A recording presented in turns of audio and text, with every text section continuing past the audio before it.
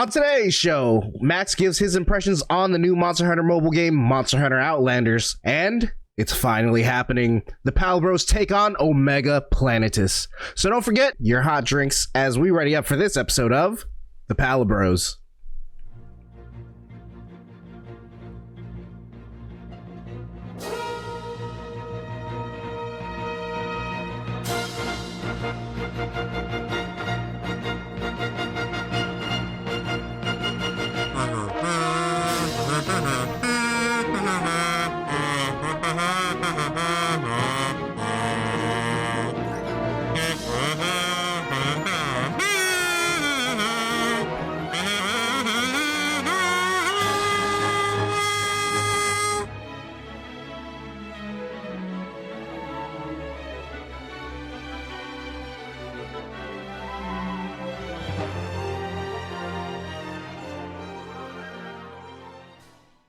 What's up, everybody, and welcome to episode 31 of The Palibros, a podcast where a group of friends get together to talk about anything and everything Monster Hunter. Of course, I'm one of your hosts, and first to cart, Patrick Jovez. Alongside me, we have the mixed set maniac, Brian. Hey there, good to be back. The hunting horn elitist, Max. Hello, hello. And this man's gotta go. So tasty, Ryan. Whatever. Before we get into today's show, a little housekeeping for you. If you didn't know, our very first episode of our new podcast, The Palibros Side Quest, is up. It's a show where we all come together to talk about other things that pique our interests, games, shows, movies, music, tech. The possibilities are endless. This first episode actually goes over everything else that we've been playing other than Monster Hunter, and I gotta say, it has been a great first episode. So if you enjoy our banter here and want to hear something beyond the realm of the hunt, I highly encourage you to check out our new show. It's available everywhere you get the Palibros now, which I will tell you in a moment, because this is the Palibros podcast, where each and every episode we try to keep you up to date on the latest Monster Hunter news, play Monster Hunter trivia, and in general talk about one of our favorite franchises. So don't forget, you can get each and every episode on youtube.com/thepalibros, Spotify, and a variety of other podcast services for your listening pleasure. And if you like what we do, please consider liking, subscribing, sharing this video with friends, and hitting that bell icon to help support us and to know when each of the latest episodes are posted. And with all that out the way, let's go to the quest board to see what's the latest in Monster Hunter news. Today in Monster Hunter news, we have one story, and the story is Max gives us his impressions on the upcoming Monster Hunter mobile game, Monster Hunter Outlanders. Max, you were the one lucky hunter among us to actually get into the freaking closed beta. I don't know how many times I've tried. Did you both apply to it? I applied twice across like 3 different emails. Okay. I probably got in because I am a hunting horn main. I have a history of playing other gacha games. Oh, gotcha. So they probably are looking for people like me who have a habit of spending some small amounts of money on gacha games. One lump sum of cash. I'm the perfect target audience for this game because I have a lot of time spent playing gacha games and a lot of time spent playing Monster Hunter games. Got it. And this is a fusion of both of those. Really quick, but just before we get into it, for those who don't know, what is a gacha game? So a gacha refers to, in Japan, their machines are called gachapon, where you'll put in like a coin and twist it in, and then you'll get a little plastic ball that spits out, and then it'll be like one of 5 or 6 prizes that you can win. So gachapon refers to a system where it's basically like a loot box where there's a set number of possible things that you can receive, and you're essentially gambling with resources at a chance of you getting one of those things on a certain probability. So a lot of these systems work by having they'll have one specific limited time character or whatever that you can spend your potentially free currency that you've earned by playing the game, or potentially currency that you have paid real money for, and you are rolling the dice with that currency. Gotcha. Oh, I see why they did that. All right, cool. So Yeah, how long have you been playing this for? I guess it came out at the beginning of this week, or maybe a little bit over last week. I want to say it's been about a week. Okay, so about a week. Yeah. I know you you. get the Yeah. 31st, like Thursday of last week. Yeah, as of right now, Yeah. it is May 5th. We're recording it at 9:00 at night, our time. So yeah, you've had a little bit over a week. I know you've, very busy lifestyle, but I guess that is actually what is appealing to this type of demographic, right? Is, mobile games on the rise, being able to play whenever you can during your busy lifestyle. How does that kind of fit into, how well does that fit in terms of Monster Hunter? Well, they have made some changes to accommodate that. Mhm. The hunts themselves are a little bit shorter. Generally, it's like 3 minutes. Is around 3 minutes, 2 to 3 minutes, I would say. Mm-hmm. But it's probably one of my biggest complaints about the game. Is Interesting. that it's currently only on mobile platforms, Right. and I would really love to play it on PC with a controller. Okay. And that would be a huge improvement for me, because it's playing it on mobile. And I guess before I go any further, I should say that I'm playing it on a Samsung Galaxy S23 Ultra. Okay. So it's not the oldest phone ever, but it's also not brand new. And generally it performs and runs better than I would have expected for how good it looks. But you can tell that they're pulling a lot of tricks in order to get it to run on mobile hardware. Mm-hmm. And some of those things, I think it's capped, at least on my phone, at a 30 FPS. There's a lot of small things like entities in the distance, or even not so far in the distance, that are animating at low-ish frame rates. I think you can see that in Wild sometimes as well. Well, we've also been there before. Right. And certain things like texture pop in. There's a lot of these small things that take me out a little bit, and the game clearly wants to be like a visual experience, because when it looks good, it looks really good. And the world that they've created, they're going for more of a realistic style, and I think that it has a lot of potential, and I think it's just being kind of kneecapped by being on my phone, at least. Maybe somebody with a newer phone will have a better experience. When I boot up the game, there's a bunch of different graphics preset options, and a number of those are grayed out for me. I can only select up to high. I cannot select highest or cinematic, and the higher frame rate options that are grayed out that I cannot select. So, maybe there's a better, higher frame rate, smoother experience in there that it's just not accessible to me. But the gameplay loop itself, I think, works well. But the playing it on phone as a hardware is just kind of a big stumbling point for me. And I knew it would be going in, and that's sort of my opinion on action games on mobile phones has not really changed. So really quick, there is another Monster Hunter mobile game, Monster Hunter Now. How would you say that compares in terms of the actual gameplay? So I've not played Monster Hunter Now. Okay. I will say that one of the strongest points, I think, of Outlanders for me is how the weapons feel. There's only 6 weapons in the game currently. Unfortunately, Hunting Horn's not one of them. Boo. But from all the weapons that I've used, they all feel very faithfully adapted for the most part. They've simplified, I should say simplified in air quotes, but they've turned the movesets into each character, and you have a character that you create when you customize when you start the game. That character can use all the weapons, and then there's the characters that you get from rolling in the gacha machine. And each one of those characters has a basic attack button and 3 skills, and an ultimate and a co-op skill. Okay. So, but that's almost reductive describing it like that, because there's a lot more complexity within those, because the basic attack button, if you press it, is basically like the normal combo route. It could be 5 or 6 hits, and it also is influenced by directional inputs.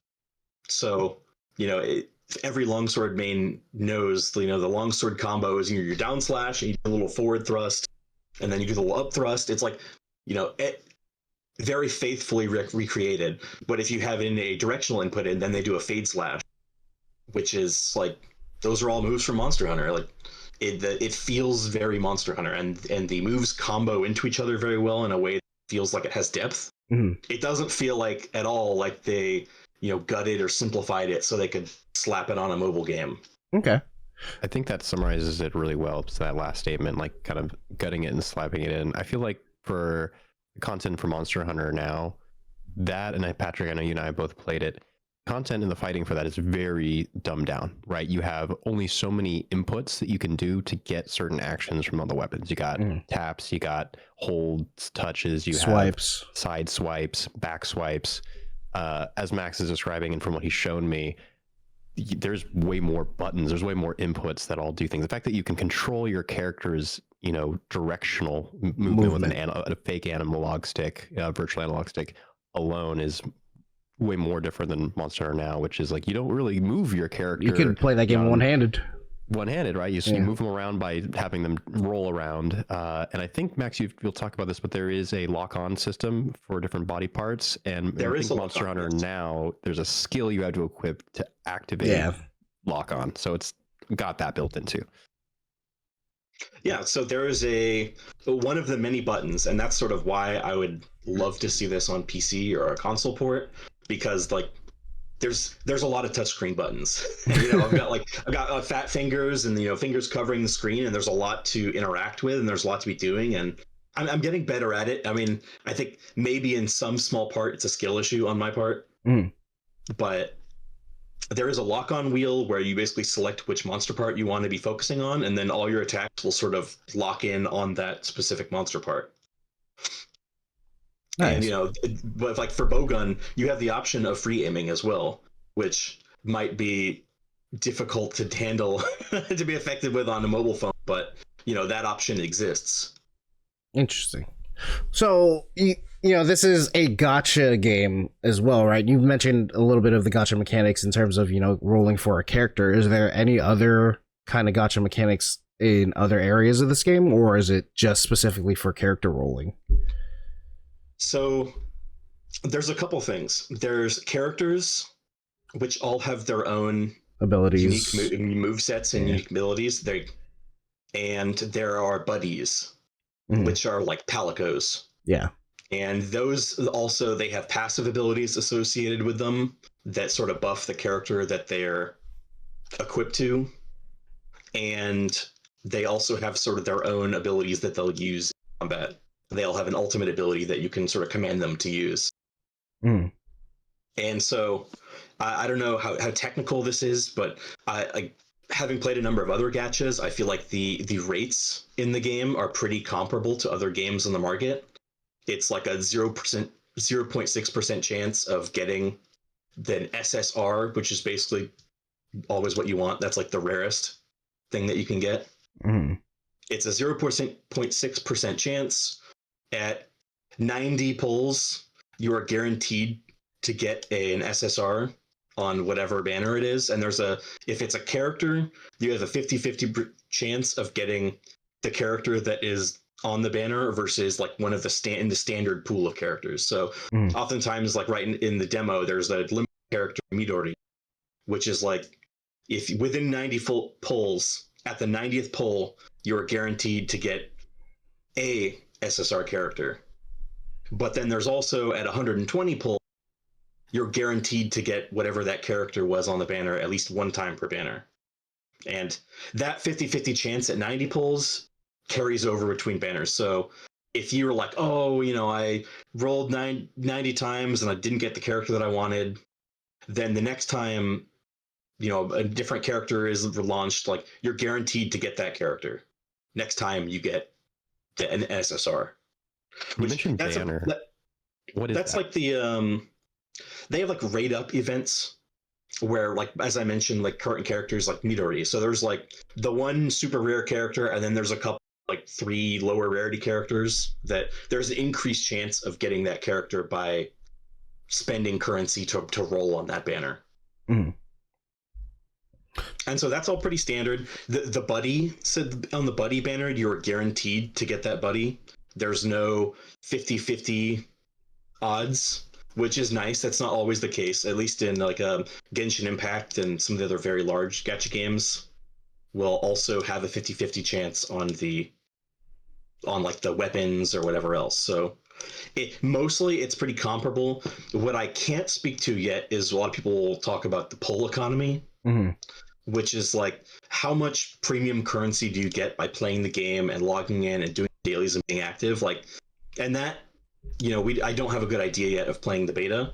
That's an important thing to know for free-to-play players, like who don't want to spend money. The question then becomes, you know, how painful is it to play this game as a free-to-play player? You know, how far in advance do you need to be saving all the currency that you get in order to sort of guarantee that you get a character that you want? And we don't really know that yet. I mean, I will say that I've gotten pretty lucky in the beta, and I feel like they're getting showered in rewards, but you know, part of that is because that's kind of the innate par for the course for the games, or when you first starting out, so they lavish rewards on you. And I'm also sort of in the honeymoon period of the game. And, you know, I'm also beta testers themselves are getting a lot in the game, so they can test everything or try all the different characters and stuff like that. So, yeah. I was gonna say, like, I know this is a closed beta and stuff like that, so maybe pull rates might be skewed and stuff. But how would you, you know, take this with a grain of salt, but how would you kind of rate, you know, the onboarding process for someone who is just a Monster Hunter fan who's gonna try this out, as opposed to someone who's been in gacha games before and kind of knows the whole, you know, suite of what to expect? I think it might be a little bit of a challenge. I think I would have described the game as like 65 or 70% gacha game with like 35, 40% Monster Hunter. Like there's a lot of gacha DNA in here that like I can kind of take for granted because I'm so familiar with it, but like there's like a kind of an overload of events going on and UI elements and other stuff that, I mean, I guess that's kind of par for the course for a Monster Hunter game to complain about the UI, but but there is a lot of things going on in the game that it's kind of, it does an all right job at onboarding people. It's not like it kind of dumps a lot on you at the beginning and you figure it out as you go. I don't know whether that's preferable to some other gacha games like Arknight's Enfield, where it drip feeds it so slowly that you're like 50 hours in and it's still unlocking new mechanics and you're still, you know, railroaded on, you know, the path that they want you to be on.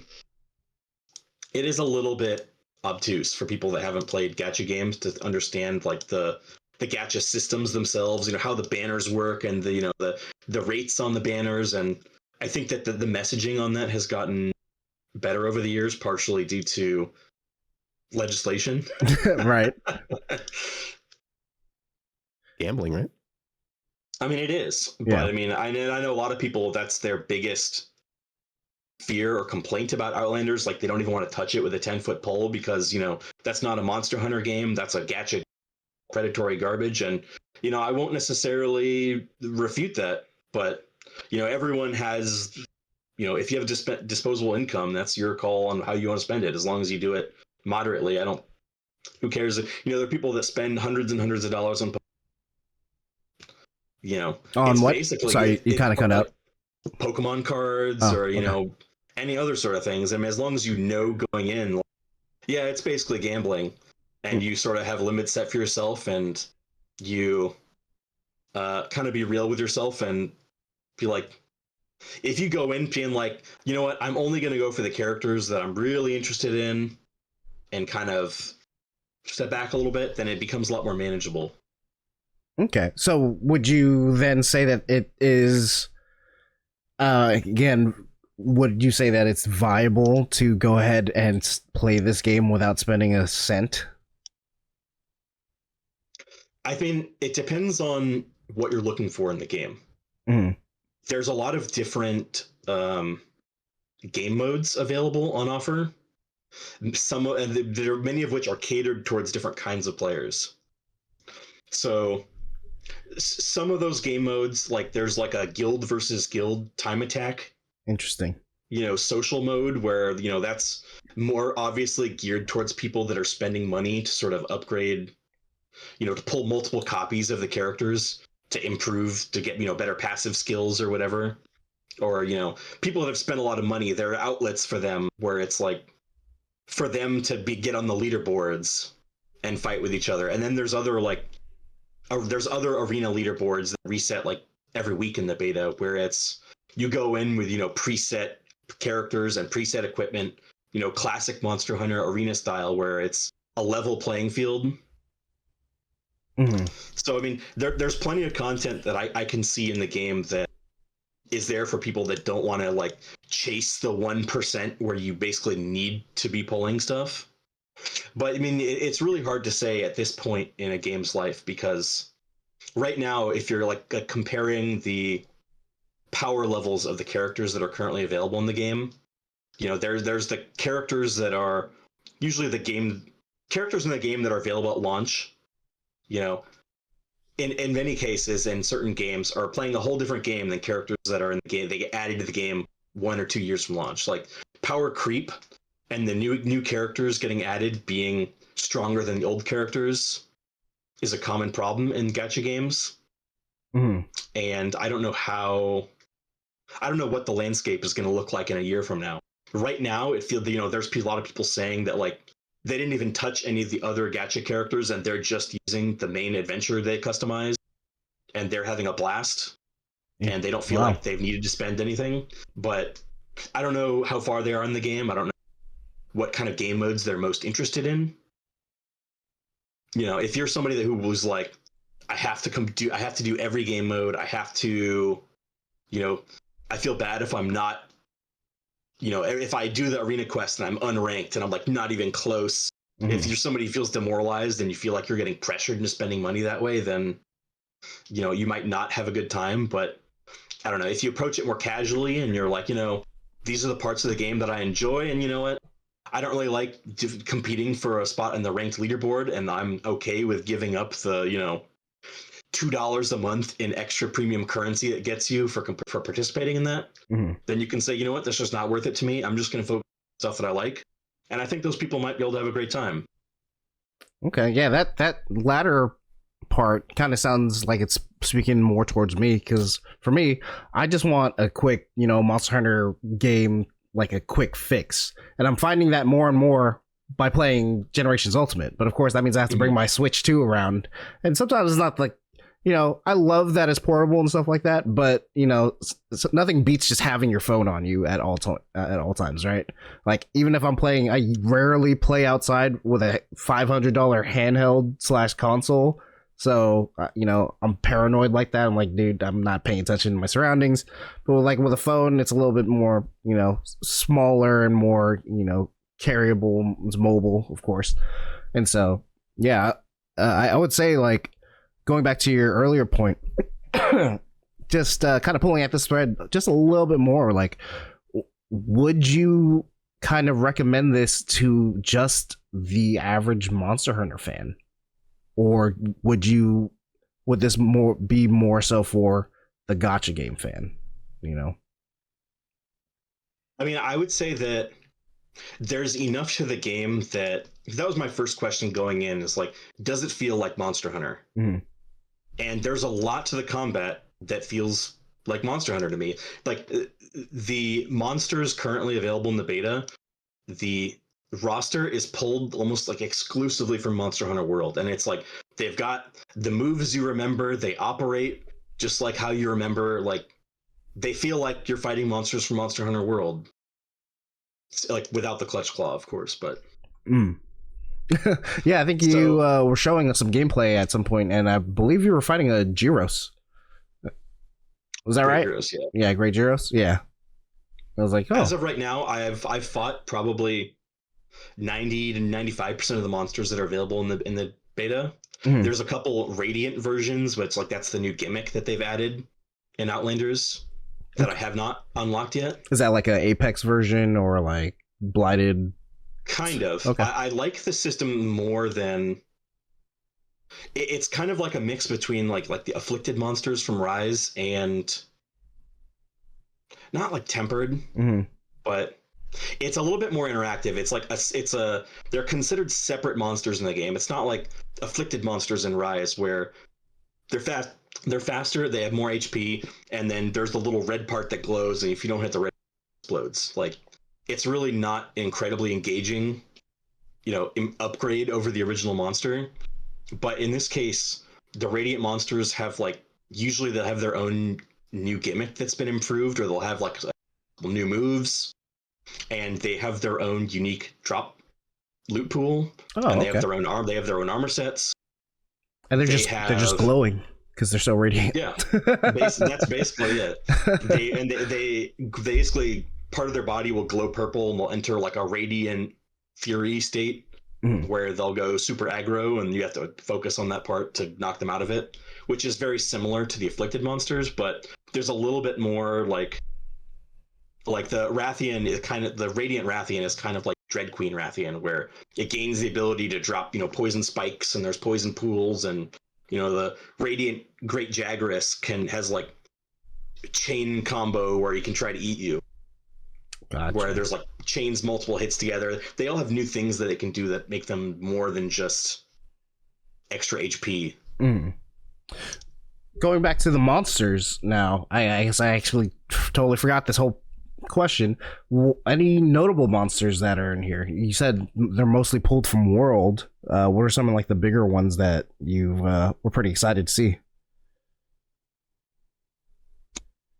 Well, there's a lot of classics I've been kind of happy to see. I thought if Diablos, great, is a cool one. Of course, that's missing from Wilds. Rathalos is fun. Who? Rathalos. Yeah.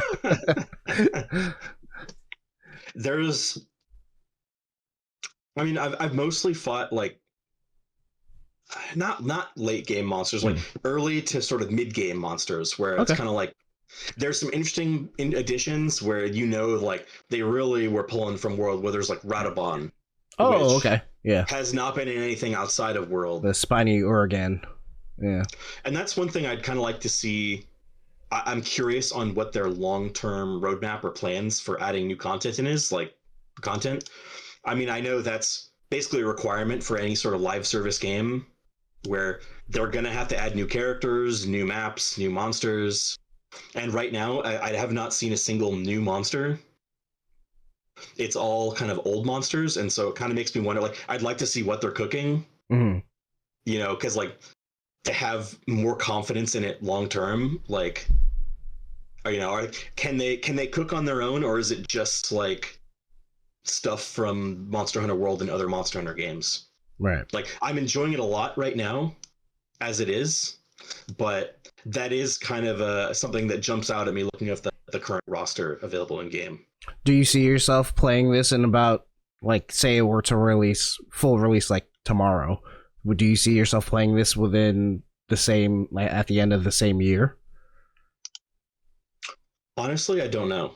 Yeah, it's a little early to say, but one thing that I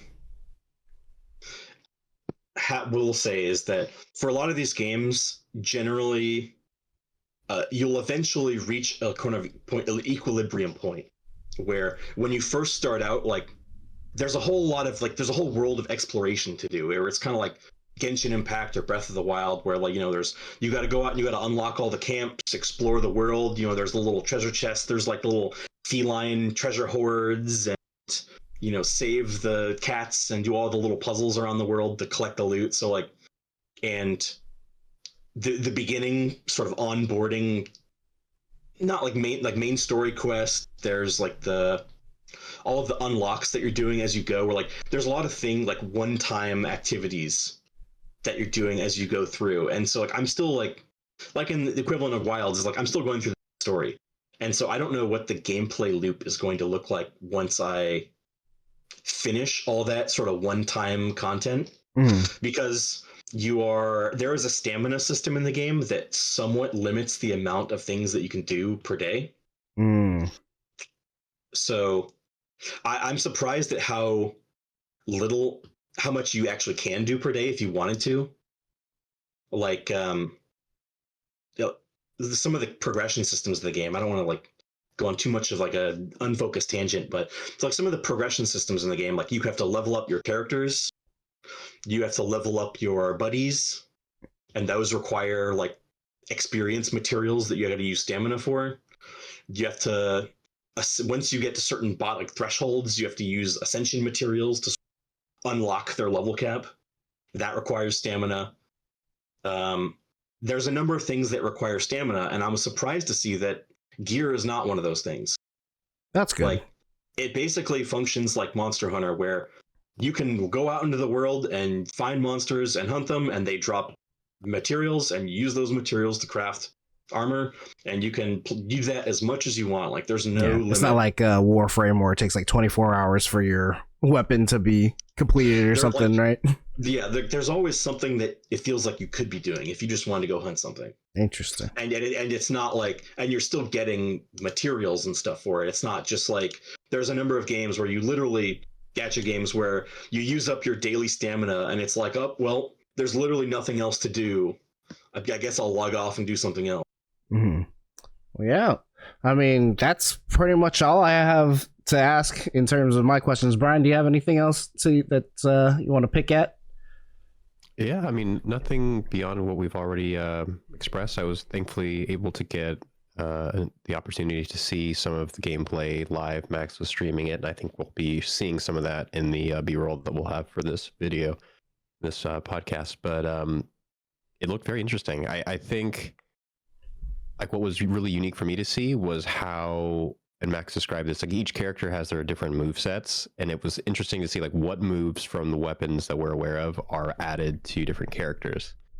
And I thought that was kind of unique. So it's not like everyone plays the same, which is kind of fundamentally different from Monster Hunter, right? Any one player should access generally all the same combos if they know how. And I liked that there's a lot of heart put into at least these unique characters that I could see from Max's perspective. Like every character had like a different running animation.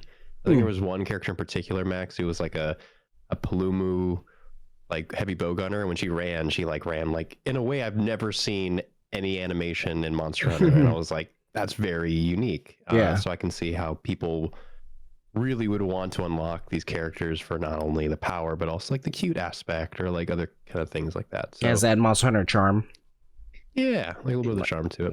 Yeah, and I think I was gonna one of my closing points was gonna be, I think that's my like the combat I think is well adapted, and I think my favorite part of the game are the characters themselves and how they all kind of have their own unique flavor to play. It reminds me a lot of Monster Hunter Generations, where the character that you create that can use all the weapons, like it's basically guild style for all of those weapons. Like that's like your default vanilla experience, and then all of the different characters are like a different spin on that weapon. That's awesome. Like the heavy bow gunner character is basically like aerial heavy bow gun from Generations mixed with like World Insect Glaive.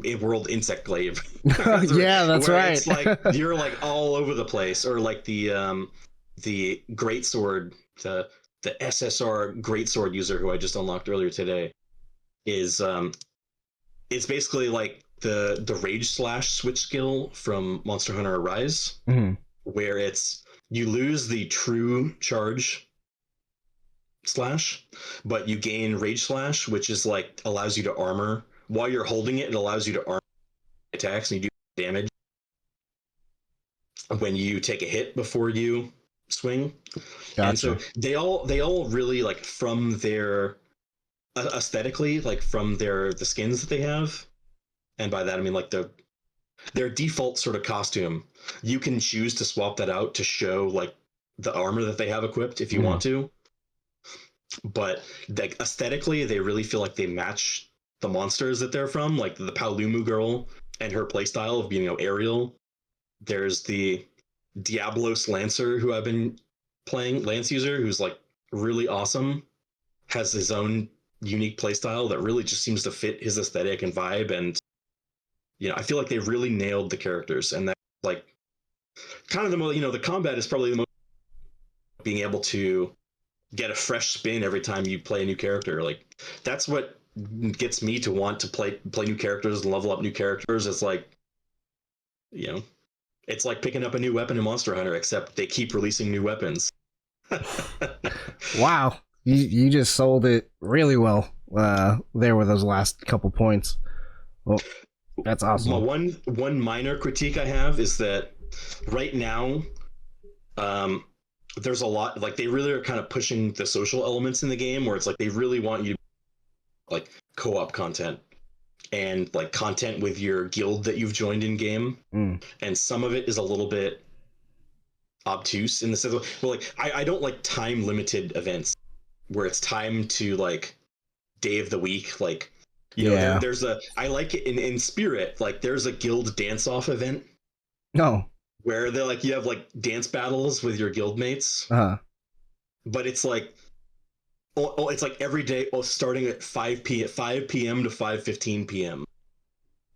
Where it's like at least Pacific time where I am. So it's, you know, if you're not available during that window, then it's like, well, I guess you don't get to participate. Or, you know, there's like the guild clash, you know, ranking battles or whatever. That's like Saturdays at 5:15 p.m. starting, and it's kind of like, it's kind of arbitrary, and it makes it harder to participate in a lot of people. And it's the kind of thing where there's so many features in the game that I feel like I would really be able to sink into if I could immerse myself a little bit more. And it's hard for me to do that, where I feel like all these sort of social aspects and the Monster Hunter experience, if I was like playing on PC with a controller or something without some of these little small things in the way, like it feels like it's so close. Couple little changes and it could be like truly great, assuming they don't shoot themselves in the foot with monetization stuff or balance issues, which I haven't really had any problems with so far. Interesting. I forget, do you think, have you filled out a survey at all for like how you're feeling about the game, or is that going to be at the end, or is that happen at all? There have been many surveys that have been sent out over the course of the beta to sort of gauge how people are feeling as they play through it. I've filled out all of them. I've made it clear in the my hands and knees and the optional comments and surveys that I love to see it come to PC. And given the developer's track record, I don't know how realistic of an expectation that is. I don't think they have a great track record for adding PC ports or any of their games. And I don't even know if that's something they could do. Capcom might not want them to, because this is a third-party developer. Right. You know, there is a possibility that Capcom might not want to compete with another Monster Hunter game on consoles or platforms. They might, you know, say, you know, we've got the Wilds expansion coming out next year. You know, we don't want people saying, you know, oh, well, there's a free-to-play Monster Hunter game, I'm just going to go play the. And there's probably, you know, if Outlanders comes out and, you know, really nails it and has a solid player base, there might be a number of people that just say, you know, well, Outlanders is Monster Hunter enough for me, you know. Wilds was okay, you know, I feel like I've got enough. They're not sold on the expansion for whatever reason. Maybe Capcom doesn't want to risk cannibalizing their own player base for a game that, you know, it's by a third-party developer. Yeah, that's a very good point, actually. But I can hope. I just want GU on PC, all right? Just give me that. Please. God. Of course, if you hear that sound, it means that we're all readied up for the main event of the evening. And today's main event, the Palibros finally take on Omega Planetus. If you didn't know, this was part of the Monster Hunter Final Fantasy XIV collab released in Free Title Update 3 last September, and for some reason or another, the stars never aligned and we never were able to get around to this hunt. But now that the wait is finally over, of course, this is our first time with this hunt, meaning this isn't the insanely difficult Savage Omega Planetus fight. That will come later in the very, very near future. But all right, now that we're all readied up, let me just remind you, for the audio listeners, just like in previous episodes, we're going to be putting up our footage of the hunt for the video viewers, but that doesn't mean you'll miss out. We're going to have our post-hunt clarity report playing over the gameplay so you can listen in on all our thoughts about the hunt. And the entire hunt will be uploaded as well to the YouTube channel, complete with all our real-time reactions as a separate video so that you can enjoy it there. Really quick, before we get into our hunt, do we have any predictions as to what we might do or how we might do. You know, any carts, any strategies, first try clear or what? I have a feeling we're not going to get on the first try. I heard even with the non-savage, this is going to be a little hard, especially if we haven't done it as a group before. So to clarify for listeners, I've cleared it before. I know Brian has attempted it to a certain extent. And for you, Patrick and Ryan, you both have never attempted. You're going in totally blind. I've done the preamble part where it's like a digital thing, and then now it's like, okay, now you fought the Nursilla, but you have not fought the Omega Planetus. Okay. Exactly. There's a lot to learn in this fight, so I think that we're gonna have 1 or 2 rounds where we're sort of learning the mechanics and how that functions separately from the rest of the game. Right. This is a completely different beast, right? Somewhat, yeah. They have the Final Fantasy 14 mechanics in there, so okay. I mean, I'm gonna keep my mouth shut and let you both experience it for the first time. I'm not going to explain anything beforehand. Well, yeah, that's the way. Well, fellow hunters, without further ado, here is our hunt, complete with our post-hunt clarity report. All right, guys, we made it back in one piece. First try, 18 minutes and 14 seconds. I don't know what everybody's gawking at. You know, they said this was going to be kind of rough, but, you know, we handled business just like we usually do. Game. Super baby game. I'm pretty sure the Omega one is not even that much tougher. But what did you guys think of the fight?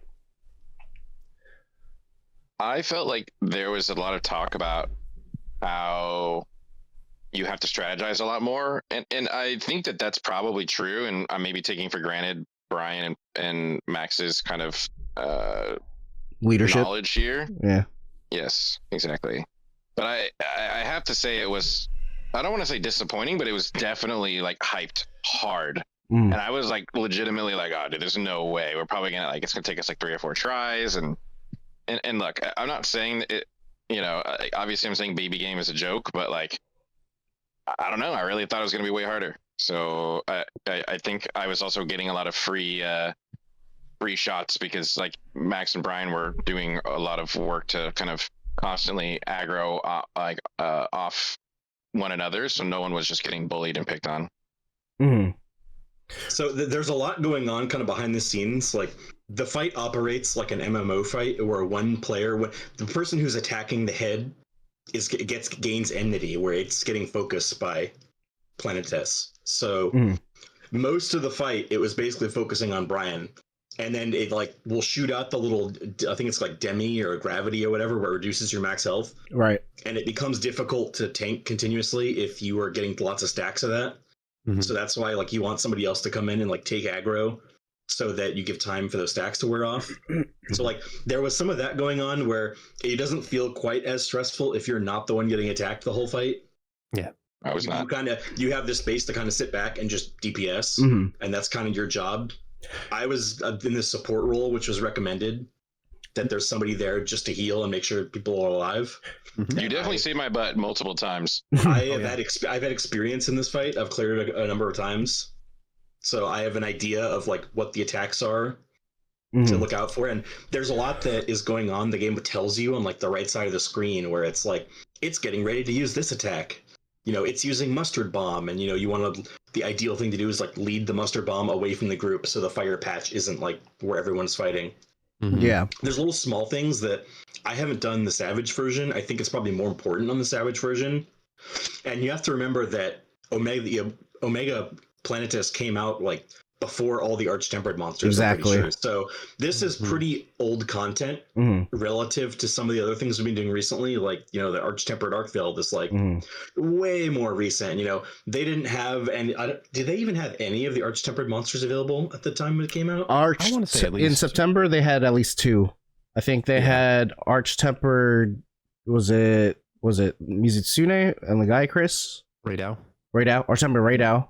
Yeah, that was actually before September, I believe. They might have one more, maybe Uthduna. I think Uthduna at least before September, yeah. So I guess the things that people were missing at the time it released was there's no Gogmazios. Right. So there's no Gog weapons. There was no armor transcendence. both of which are pretty decent power increases for the player. Especially compared to where you are in September when this first came out. Yeah. So apparently Savage is still hailed as, I think probably a lot of the discourse around the fight comes from the Savage version, probably. Right. Which, as to my understanding, is like still the hardest thing in a lot of people's opinion in the game right now. Yeah. But I do understand where you're coming from, Ryan. Like, that fight went pretty smoothly as far as Omega Planetus fights go. Yeah, I was thinking when Ryan was talking his shit, I was like, oh, I can't wait to cut this together for the next video when we finally take on Omega for the and the same thing. just like the Gog Mazios rematch, and Brian is like, you know what? Bro. Yeah, we're really good hunters, and intersplicing it with, oh my god, I'm alive. Yeah. Just to piggyback off of what Max is saying, yeah, I feel like we have a pretty skewed version of the fight, especially coming off of, Transcendence or Armor Transcendence and Gog Mazios weapons as well. I kind of knew that going in. It's kind of hard always going back and having like a pure experience of like what you were gonna have when the content first released. But overall, I think I feel like in Monster Hunter Wilds there is this kind of what's the word here? There's like a pattern where we played Monster Hunter throughout the years, and so every time we play something all together, of course it's going to feel a little bit easier, even though we're facing something crazy, one-hit KOs and what have you. And then when I try to solo it, I'm like, oh shit, I get like the real experience. So I can't wait to actually, go in, try this, solo, and figure out like, the dance that we usually do with other monsters. This fight is not actually, it's like Behemoth in World, where it's designed for a full group. Where it's especially, see, you shouldn't have told me that, because now I'm stubborn. Like incredibly, especially Savage Omega Planetus is like incredibly difficult to solo because it's so aggressive. It's jumping all over the place. It's got the little fists everywhere, fire on the ground. It's like the opportunities for you to attack if you're tanking all the time are very low. And I don't know what the HP scaling is like, but it might also not be easy to get the DPS check on the Nursilla. Gotcha. If you're solo. I don't know if it scales for one player or if it's always multiple players or what's going on with that. But has anyone ever tried to solo it with a charge blade? I'm sure it's been done. I'll be the first. I was going to say, you're one of 10 charge blade players, so... Yeah, it was an interesting fight for sure. You talk about like some of the different aspects of it, of how it's more akin to like a MMO fight, which, for me, I've never played an MMO before, so having different kind of like buffs and debuffs and stuff going on, and having, Brian and Max be like talk back and forth, like you guys were playing a different game than me and Ryan were. Like you guys were talking like, hey, yeah, I'll take aggro for this one, you take aggro, blah blah blah blah. I'm like, there's a level of communication here that is a lot further than anything we've ever really done in Monster Hunter up to this point, at least for me. The most we've ever done was like, hey, get over here so fucking we could drop the environmental damage on him. And that's about it. But yeah, it seemed like a more coordinated attack. The reason it was a baby game is because they were babysitting us. Yeah, exactly. Yeah, I mean, that makes sense considering that, the classic trifecta in an MMO is, you have your tank, your healer, and then your damage dealers. And you both were in the damage dealer role, which is the most familiar to sort of how you've been playing Monster Hunter for so many years. So it's the most natural role to sort of slide into. I mean, a lot of the mechanics that they're in the fight are straight out of an MMO. Like, you could fill a book with the number of MMO bosses where it's like, put a debuff on this person, and then they have to run away from the group, and then it's going to put some damage on the ground, and they got to run back. And there's a lot of little things that translate very well to this fight. And I think there's more going on that I don't really even understand. Like, I'm pretty sure the focus isn't just damage, it's also part breaks are very important. Like, you're aiming to break as many wounds on the legs as possible, because breaking wounds leads to like damaging the legs and affecting it in some way. I think that's a thing No, that is 100% a thing. A lot of the recommendations I see for this is like actually running points in Part Breaker, which I don't think I ever really see recommended. It almost requires, especially for someone doing the tank role, it's like you need shield, guard up, like max out guard up, and if possible, get a Part Breaker across the board for those leg breaks. Mm-hmm. And I agree, like there's stuff about the fight related to those breaks and how often you're supposed to do them and like where the damage potential comes in that I still don't fully realize and understand. And I think there's also isn't there like a unique item that you get to equip that lets you like do special spells or like arts? Yeah. Which I used maybe once the very first time I tried the hunt, and I completely forgot that it was in my item box. And apparently it does like pretty good damage. Like I think you get 3 spells or 3 things you cycle through over time, and the final one does quite a bit of damage for the setup. Yeah, very similar to how it acts in the Akuma item for his attacks. You have to equip it. Yeah. So yeah, I'm sure we'll probably want to understand, dare I say, master some of those aspects of the fight before we try Savage, but maybe we just go into it, see what happens. We do a challenge quest where we do is attack with the Final Fantasy item. Yeah, there you go. Eventually, so there's a cooldown on it, but we'll try it. Yeah. I will say a lot of running. Yeah, I will say too, what was really helpful is not only was Max, I think, helping with enmity, but I think Patrick, I think everyone was kind of taking hits and attacking the head of the monster more often than they maybe realize. And like I saw it switch a couple times, and that actually kept me pretty topped up on health. And so you didn't have to call it out; you were just watching it happen. Yeah. Like Max helped a couple times when he saw it, and then I think there was even one time when Max was like, "Oh, I'll help you out," and he's like, "Oh, actually, never mind. Pat got it," and I was like, "Sweet." Yeah. Whereas when I fought it, I think maybe the first and second time with Max and some other people, it was like I was aggro the entire time, and I think I got hit by 3 of those health debuffs, and I swear to God, it was like the smallest health bar I've ever seen. I was like, I could barely take any chip damage, and that was not fun. So appreciate all of the direct and indirect support. Yeah. Definitely knowing, kind of going back to what Max is talking about, like everything that's going on in the background, seeing, like, understanding that and seeing how it's translated from a different genre of game to, Monster Hunter, I can really appreciate what they did in this hunt. Just knowing, like, all the work and, like, love and care they put into it. Kind of reminds me of how Sakurai does, his homework when translating a character from their original game into Smash Brothers.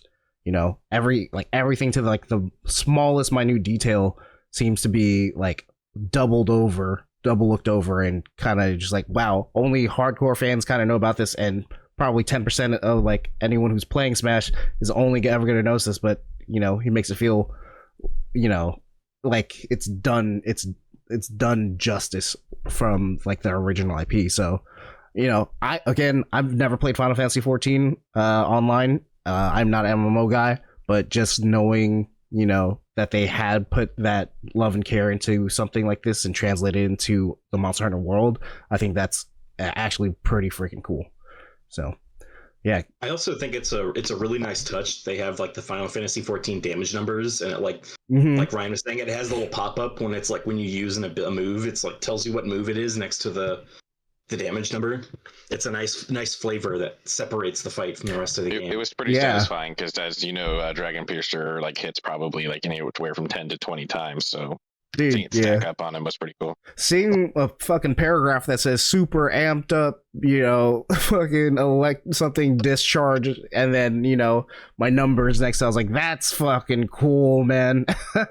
And then hearing like their version of like the Final Fantasy prelude take during the fight, that is just an awesome touch.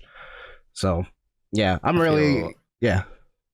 feel like I learned that there were names for moves that I didn't even know existed. I was like, oh, there's a name for that. Like, okay, cool. Yeah, definitely. Yeah, man. Monster Hunter, it's been a year. This is one of the last pieces of content that we have finally needed to get to again, as a whole. But yeah, man, a year later, this game still continues to impress me. There's a bunch of content now. If you haven't gotten into Monster Hunter yet, like, it's usually on sale now. There's also a whole bunch of content as opposed to when it was first coming out. So definitely, like, I think you'll get your money's worth. Also, performance wise, they fixed lots of bugs and stuff. So I think now would be a great time if you have not already tried going into Monster Hunter, or if you have tried it, wasn't working out for you in the beginning because of performance. This would be a great time to come back because there's just so much content available, and the cycle of life in terms of grinding and gear and stuff is a lot more enjoyable now as a complete package. That's just my take on it, though. But yeah, super excited that we got to finally do this. Looking forward, highly looking forward to the Omega Savage run for in the future. We also still have to do. Did they do Arch-Tempered Gogmazios? Was that a thing? There's like an extra to like 10-star Gogmazios fight that we haven't done yet, right? There's a 10-star GOG, and then there's the Proof of a Hero quest, which is Proof of a Hero. Yeah, we still got to do Proof of a Hero as well too, and then of course, more Monster Hunter roguelike in future episodes as well. So yeah, this has been such a great experience. I'm glad we got on. We found some time to get on tonight for some more Monster Hunter. So appreciate that, guys. Thank you guys for Max, thank you for all the buffs and all the potions and all the saves. That build is fucking crazy, by the way. Like, I've been liking that a lot. I do miss seeing you, blow the horn and all that, but man, when I see my life bar just keep going up, I'm like, this is crazy. And, Brian, thank you for taking, the aggro and all that. And Ryan, thank you for holding my hand as I cry in the corner. It's my pleasure. All right, guys, that has been our post-hunt clarity report. Thank you so much for watching. We'll catch you on the next one.